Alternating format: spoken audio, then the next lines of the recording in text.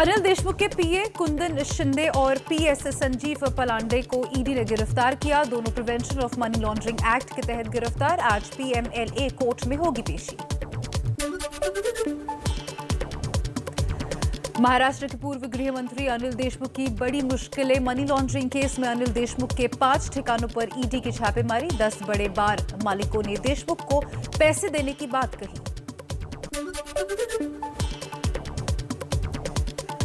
ED के छापे पर अनिल देशमुख का बयान। बोले, परमबीर सिंह को मुंबई के कमिश्नर के पद से हटाया, इसलिए आरोप लगाए। मैंने पूछताछ में ईडी के अधिकारियों का पूरा सहयोग किया।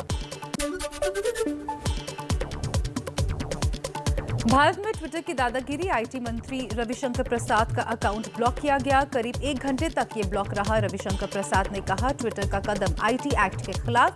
अभिव्यक्ति की आजादी के नाम पर सिर्फ अपना एजेंडा चलाना चाहता है ट्विटर। विवाद के बाद ट्विटर का जवाब। कहा, रविशंकर प्रसाद का अकाउंट ब्लॉक करने की वजह डीएमसीए का नोटिस था। ट्विटर के मुताबिक मंत्री के एक ट्वीट को लेकर कॉपीराइट के उल्लंघन की शिकायत मिली थी।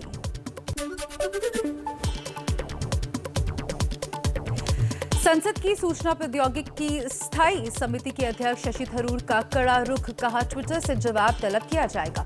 अगर भारत में रहना है तो देश का कानून मानना पड़ेगा।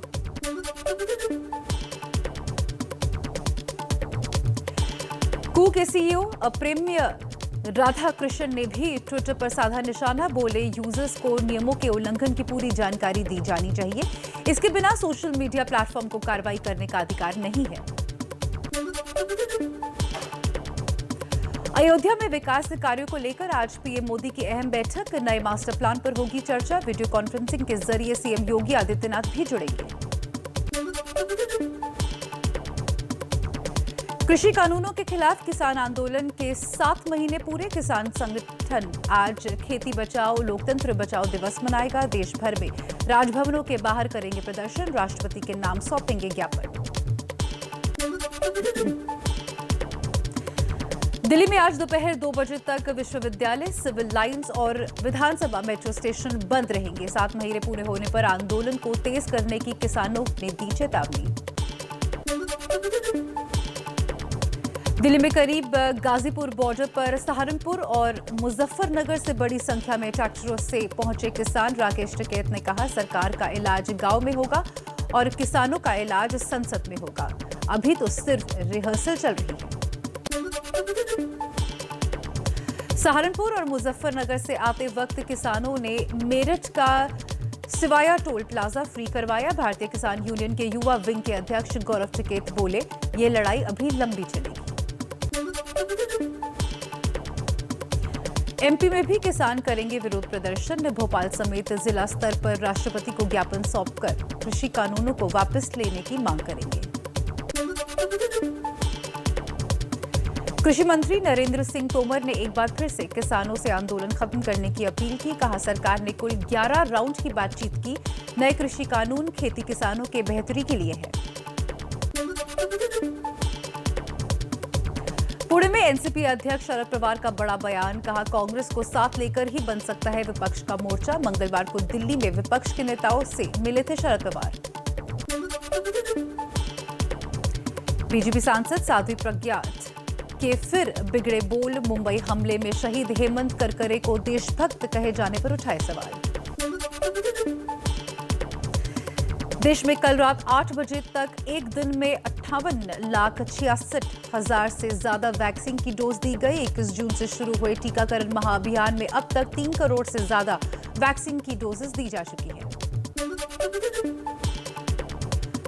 महाराष्ट्र 3 करोड़ से ज्यादा टीके लगाने वाला देश का पहला राज्य बना। कल रात 8 बजे तक 3 करोड़ 2,71,000 से ज्यादा वैक्सीन की डोजेस लोगों को दी जा चुकी है। दिल्ली में गुरुवार को हुआ रिकॉर्ड वैक्सीनेशन। 1.5 लाख से ज्यादा लोगों को लगी वैक्सीन। 1.25 लाख से ज्यादा युवा शामिल।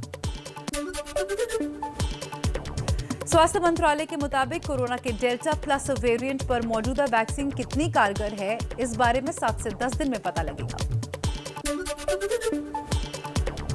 और देश में पहली बार 2 साल 8 महीने की बच्ची को लगी कोरोना की वैक्सीन। कानपुर के प्रखर अस्पताल में हुआ कोवैक्सीन का ट्रायल। कोरोना की वैक्सीन कोवोवैक्स की पहली खेप का उत्पादन कर रही serum institute of India CEO other Poonawalla ने कहा, इस टीके में 18 साल से कम उम्र की हमारी भावी पीढ़ियों की हिफाजत करने की काफी क्षमता है। कोरोना के डेल्टा प्लस वेरिएंट का खतरा बढ़ा। स्वास्थ्य मंत्रालय के मुताबिक डेल्टा प्लस वेरिएंट के 48 केस सामने आए हैं। 8 राज्यों को तैयारी के लिए गाइडलाइंस जारी कर दी गई हैं। WHO ने भी डेल्टा प्लस को सबसे ज्यादा संक्रामक बताया है। महाराष्ट्र में कोरोना के डेल्टा प्लस वेरिएंट के फैलाव को रोकने के लिए नए दिशा निर्देश जारी किए गए हैं। सरकार ने कहा, रैपिड एंटीजन या अन्य जांच के बजाय RT-PCR टेस्ट के आधार पर पाबंदियों को घटाया या बढ़ाया जाएगा। कोरोना के इलाज पर हुए खर्च को लेकर केंद्र सरकार ने दी बड़ी राहत। वित्त राज्य मंत्री अनुराग ठाकुर का ऐलान, कहा इलाज के खर्च और 10 लाख तक के मुआवजे पर टैक्स नहीं लगेगा। चलिए कुछ और खबरें आप तक पहुंचाए तेज रफ्तार में।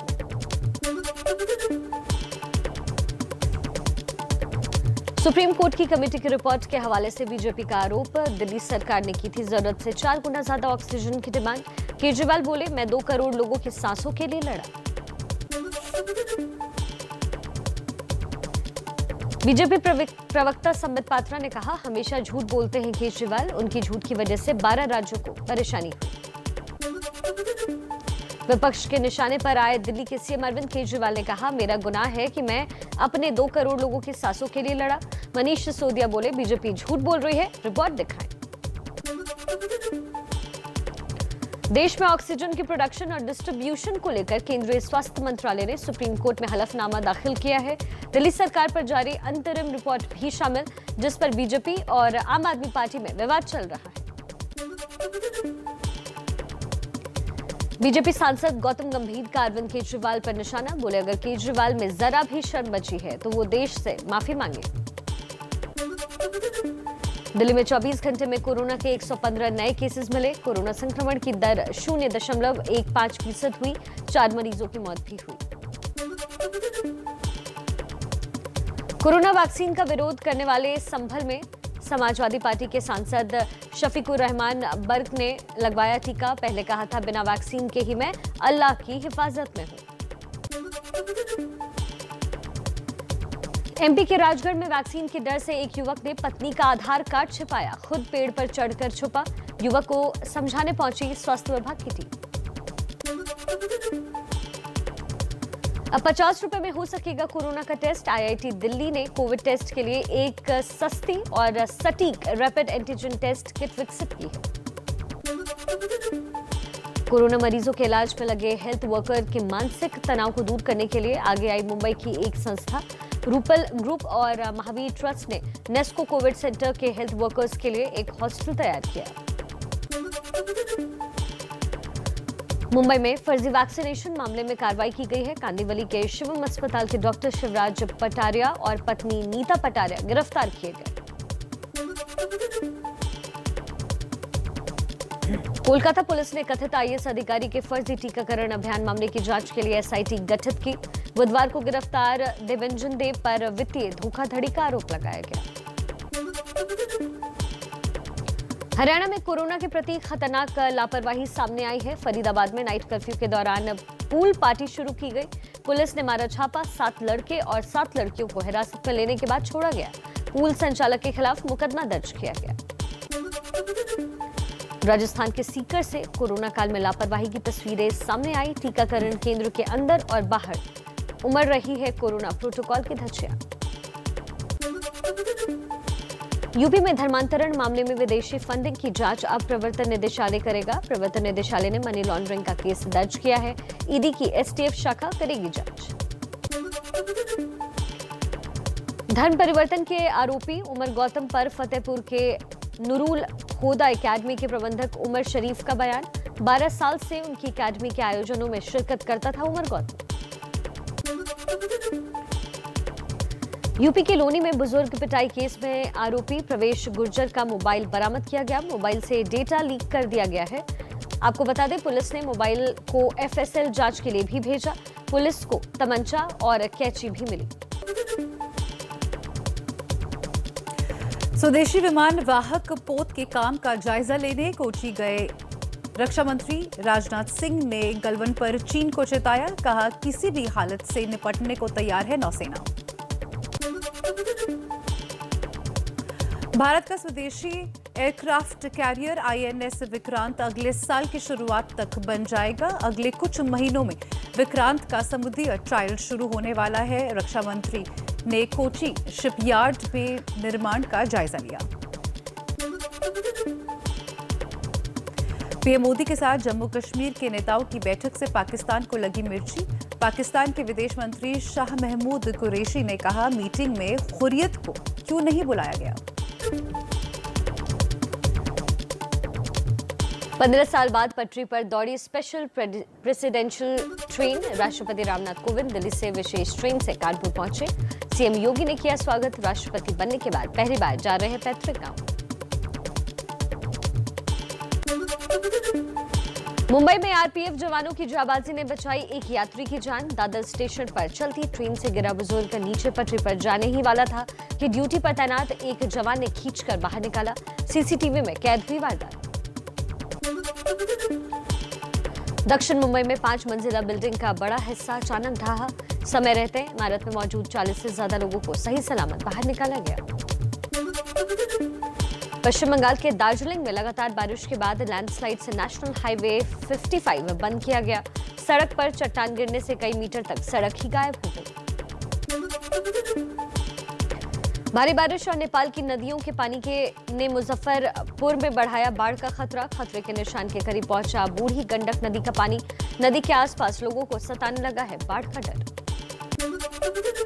बिहार के सासाराम में 1 घंटे की मूसलाधार बारिश ने खोली इंतजामों की पोल।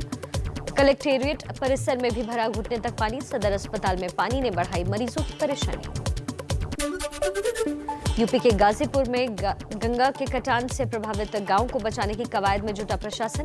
करोड़ों रुपए खर्च चल रहा है अभियान, लेकिन तय मानकों की अनदेखी के साथ हो रहा है काम। भारत में नहीं होगा T20 का वर्ल्ड कप। आईसीसी ने कहा 24 अक्टूबर से यूएई में होगा आयोजन। बीसीसीआई करेगा मेजबानी। अहमदाबाद पुलिस ने एक्ट्रेस पायल रोहतगी को गिरफ्तार किया। सोसाइटी में झगड़ा, चेयरमैन को धमकी देने और उनके खिलाफ सोशल मीडिया में अश्लील शब्दों का इस्तेमाल करने का आरोप लगाया गया। पायल के पति संग्राम ने एबीपी न्यूज से सभी आरोपों को झूठा बताया।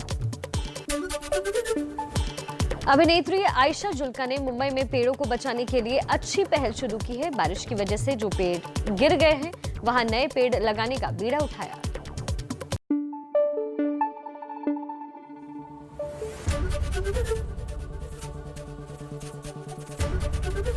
एबीपी न्यूज आपको रखे आगे।